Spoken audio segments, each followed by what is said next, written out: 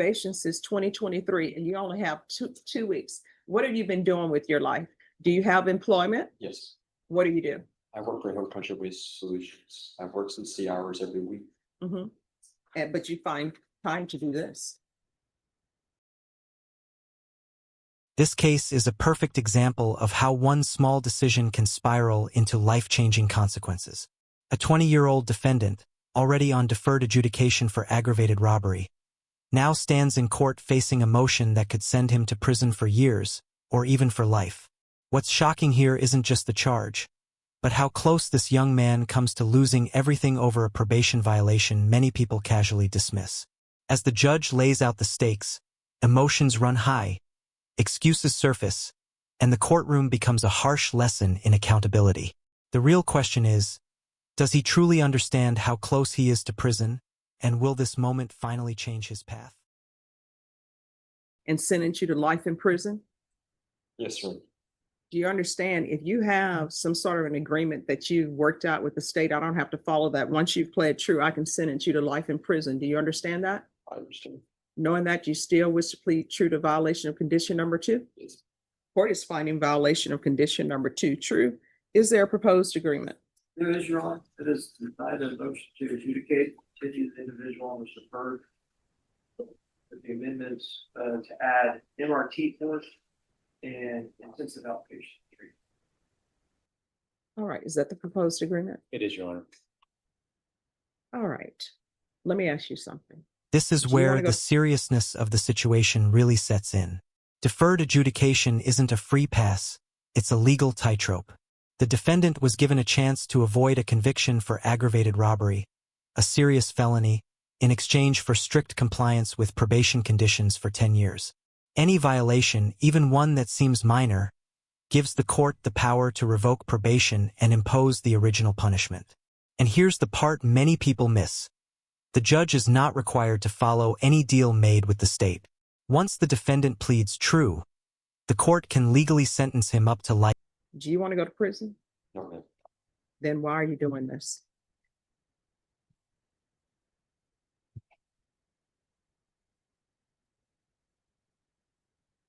I make bad decisions. No, I mean, here's the thing. You have decisions that you have to make. And on the one hand, your decision is, do I want to do this? If I do this and I'm caught, I could look at life in prison.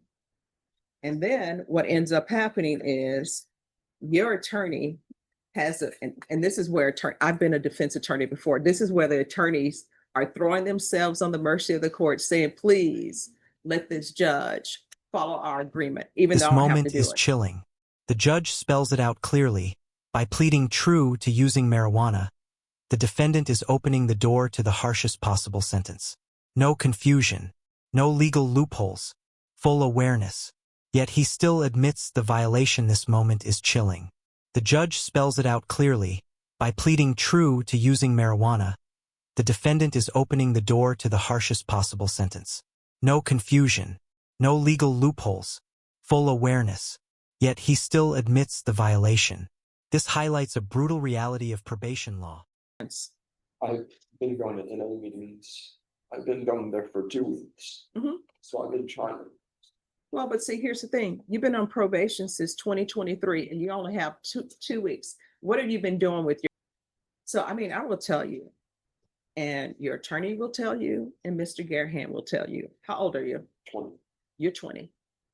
Do you know how many 20-year-olds are at the prison? A lot. And if you don't want to get your life in order, you know what's going to end up happening? You're going to be at the prison. I will still remember you because I remember all the people who come through here. But you know what everybody's going to say? Oh, well. And this is what I can tell you about the government.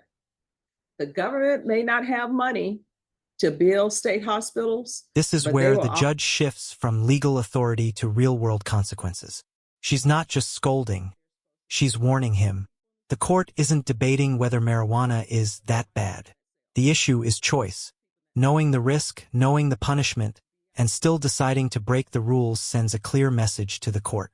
The judge even explains how defense attorneys end up begging for mercy after defendants knowingly gamble with their freedom. It's a tough truth, Probation only works if the person on it actually wants to stay out of prison. Do you think this lecture will finally sink in, or is it too late? But they will always find money for the prisons. And whether or not there's supposed to be 5 people in the cell or 2 people in the cell, they will put 5 people in that cell. They will put 6 people in that cell because they're not going to let you just be out here and say, oh, well, it's overcrowded, so we don't have another jail, so we'll just let him be out here. That's not the way it works. And he can tell you that's not the way it works. And if you're drug tested today, are you going to be positive? You need to tell the truth and shame the devil. What are you going to be positive for? Marijuana. Yeah. This So- section is especially powerful. The judge brings up something most people never think about: age. At just 20 years old, this defendant is standing at the same crossroads as countless others who ignored early warnings and ended up behind bars. The judge's comments about prison overcrowding aren't just commentary, they're a blunt reality check. The system may struggle to fund hospitals, but it always finds space for prisons. And overcrowding won't save you. If anything, it makes conditions worse. This moment forces a hard reflection. Is the justice system offering help, or simply waiting for people to fail? So here's the thing. I know people say marijuana is not a big thing, but when you're on probation, guess what? And your attorney will tell you this. You're not even allowed to drink alcohol in your house. Yes, ma'am. So you're not even allowed to smoke marijuana in your house. If you do, you know what that's telling me? You want to go to prison. So I'm going to give you a decision. And what I can tell you is, you know yourself better than your attorney does, better than I do, better than probation, better than the state does. So I want you to look deep inside yourself and discover and realize whether or not you can complete this probation or not, because you signed up for probation to be on probation for 10 years. So that's 2033. If This is the turning point. The judge lays out 2 clear paths: treatment, monitoring, and accountability, or 5 years in prison. No gray area, no third option. The court even explains how drug testing will track usage levels, not just presence, eliminating excuses. This isn't about punishment anymore. It's about honesty and follow through. The judge essentially hands the defendant the pen to write his own future. And that raises a question every viewer should consider. If you were given this choice, knowing your past behavior, would you trust yourself to succeed on probation? You cannot complete this probation, and you know you cannot complete this probation, just let us know. I will sentence you to 5 years in the prison. Otherwise, I will follow this agreement that you've reached. They're going to give you UAs, and they're going to test for levels. If those levels go up, that signifies that you're using, and a motion to revoke is going to be filed, and we're going to be right back here. So those are your only 2 choices. I'll give you the MRT, the intensive outpatient treatment. I'm going to make you do NA meetings, and they're going to test for levels, or you can call it a day, and I'll sentence you to 5 years in the prison.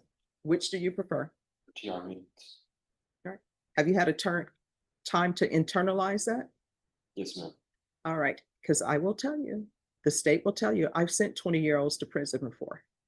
I just, And Judge, I know he's very emotional right now, but when I've talked with him, he has conveyed he needs help. I mean, he has been self-medicating. He got in a real bad accident about 1.5 years ago, jacked up his hip, no excuse, but he needs help to figure out not doing that. I mean, he takes full responsibility, Judge. All right, probation, I'll deny the and I'm sorry, probation, are you recommending this as well? Yes, Judge. All right, the court will deny the motion, alternate amending conditions to include the MRT, IOP, and I'm going to want UAs, test him for levels. And he's going to do sober support meetings.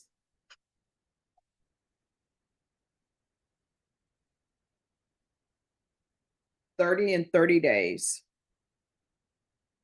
And your levels should start going down. Do you understand? yes, ma'am. Is there anything else you need from the court to be successful?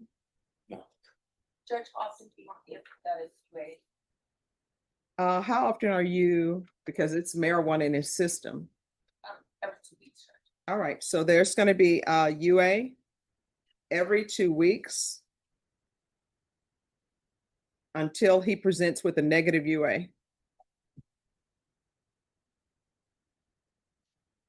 Is there anything else you need from the court to be successful? All right, we can go off the record. Here's the thing, everything that you do from here on out, I'm gonna help you with your decision making. If your actions could result in you being revoked and going to prison, you shouldn't do it. If your actions are like, maybe this is something I can get revoked for, maybe not, you shouldn't do it. Do you understand? Because otherwise, you're gonna be at the prison and either you are, well, first, a motion to revoke will be filed. Either you're gonna make bond or you're not. If you don't make bond, we'll bring you over dressed in orange. We'll hear it. And either you're gonna get revoked or not, and either you'll end up in prison or not. Do you understand? Yes, Your Honor. All right, good luck to you. Thank you, Your Honor. You're welcome. This case is a powerful reminder of how probation works and how unforgiving it can be. Despite facing a motion to revoke, the court ultimately chose rehabilitation over incarceration, denying the motion and imposing stricter conditions.